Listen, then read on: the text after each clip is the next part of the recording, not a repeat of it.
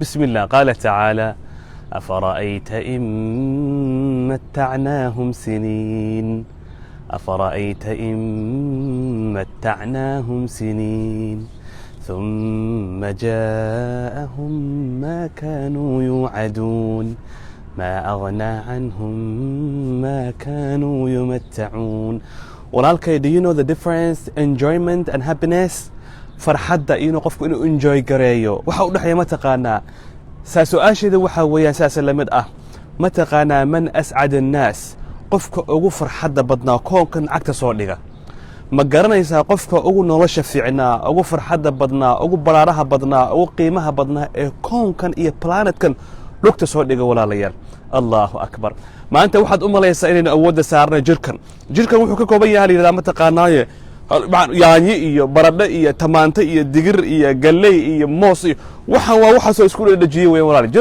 qofka jirka ku dadaala ama kreemka mariya ama dharka u iibiya ama cunada baasto bariis maqaayad hotel dinner to dinner ma aragtay xaflad to xaflad dadka jirkooda ku mashquula ee ka raadinaya farxadda ayada waxaad ogaataan jirkani waa cunooyin la isugu geeyay weeyaan. jirkan dhulka ayuu ka yimid waxa dhulka ka yimid waa uu ku nool yahay dhulka ayuu ku dhamaan doonaa. marka farxaddu jirkaba kuma jirtaa ka warramahay ma sha Allah. farxaddu jirkaba ilaahay ma gelin. farxadda waxa hela waa arwaaxda waa ruuxda weeyaan. jirkan ma helo saas darteed ba ilaahay subxaanahu wa ta'aala leeyahay wuxuu ku tilmaamay dadka ku mashquulsan waxyaalaha dhulka ka soo baxay jirkooda ku mashquulsan ilaahay wuxuu ugu yeeraa magaca ah mataac ama mut'ah. afara'ayta in mata'naahum siniin ka waran haddaan ku raaxayo sanado oo jirkan iyo wax uu jecel yahay shahwadkiisa aad raacda ka waran sanado. ثم جاءهم ما كانوا يوعدون oo markaa wuxuu ilaahay ballan qaaday oo geerida iyo xaqa ay ku yimaado ilaahay wuxuu leeyahay ما أغنى عنهم ما كانوا يمتعون. jirkii iyo waxaad ugu raaxaysay iyo faansigii iyo gaariyadii iyo guryihii iyo noloshii maxay ku tartay. ilaahay gaal wuxuu ku leeyahay waladiina kafaruu kuwa ilaahay ka fogaaday ee gaalada noqday yatamattacuuna way garaacay macnaha tamatuc bay ku jiraan wayakuluuna waxay cunayaan kama ta'kul an'aam sida ay wax cunaan xooluhu sida xoolaha u daaqayaan labada ilig bay ku cunayaan ma artay iliga wax walba saarayaan. sifada ayada raaxo lagu ma helo mu'miniintuna ma laha walaalayaal.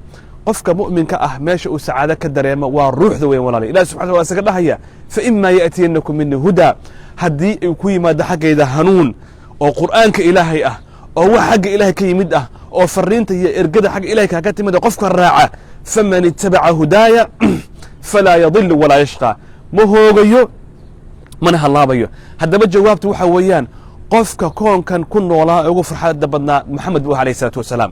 saas ay tahayne caloosha ayuu wuxuu ku xiran jiray gaajo laba dhagax. maxamed alayhi salaatu wasalaam gaajo ayuu wuxuu ku xiran jiray caloosha laba dhagax. haddaad u malaysa qofka gaajaysan inuusan farxad haysanin qofkaasi ma aha halkaa farxaddu ma aha ruuxdu iyadaa ka farxad badan walaalayaal. jirka unbaa gaajooday. calayhi salaatu wasalaam gurigiisa 2 bilood dab lagama shidi jirin. calayhi salaatu wasalaam markuu geeriyoonayey dayn baa lagu lahaa deeci uu xiranayey iyo jaakadkii uu xiranayey ayaa nin yahuuda ayaa 30 saac ama 30 dhuub oo shaciira ku lahaa dayn baa lagu lahaa calayhi salaatu wasalaam. haddana wuxuu ahaa kaana ascad annaas. ilaahay baana subxaanahu wa tacaala qur-aanka inoogu sheegaya walaalayaal qofkii xayaatadii nebiga ku dayda calayhi salaatu wasalaam wallaahi guri xun deganow wallaahi saaka ha qureecanin wallaahi tuulo ku noolow wallaahi cidlo ku noolow haddaad xayaatada moxamed ku noolaata calayhi salaatu wasalaam farxad adigaa haya waa nin iisoo gudbinayey san francisco iyo meelaha ugu waaweyn ee dunida mataqaano dalxiistawa dad baa intay tagaan iska isdila oo iska soo tuura maxaa yeelay farxad ma haystaan walaalkayga qaaliga ah. farxadda ilaahay subxaanahu wa tacaala waxa u geliyay diinta. abi hurayra waxa uu warinayaa nabiga calayhi salaatu wasalaam ayaa maalin waxa isla fadhiyey jibriil iyo moxamed calayhi salaatu wasalaam ayaa isla fadhiyey. markaasaa waxa cirka ka soo degay malag. markaasaa jibriil waxa uu yidhi yaa moxamed malagan asaga ah maalintuu ilaahay abuuray maanta ugu horraysa uu soo dego ilaa qiyaama saaca weligii ma soo degin koonkan ma imanin maantuu soo degay malaggii baasuu u soo socday ayuu nebiga u yimid jibriil alayhi salaatu wasalaam. markaasaa malagga baa wuxuu yidhi arsalanii rabbii ilaahay baa ii kaa soo diray yaa moxamed ma waxaad doonaysaa inaad noqoto nebiyan melika ma waxaa lagaa dhigaa nebi boqor ah oo wax walba haystaa doonaysaa.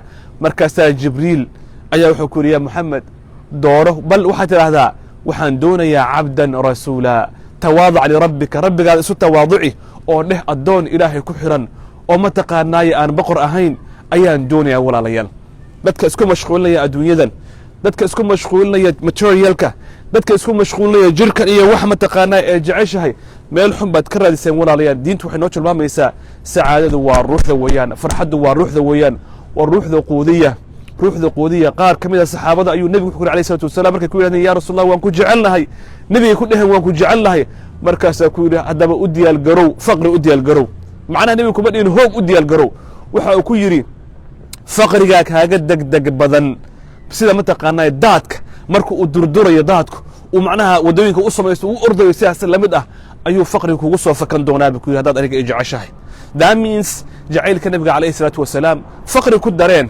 لكن happiness oo dhan wad haysataa ma sha Allah farxad jannati fi sadri bustani fi sadri bad oran doontaa wallahi xabadkayga ku wataa jannadayda jardiinadayda iyo beerahayga xabadku igu jira jannada adduunkana halka mad ku waan doontaa insha Allah ta'ala isku xir alayhi salatu wasalaam noloshiisa noloshaada keen wad liibaanaysa salaamu alaykum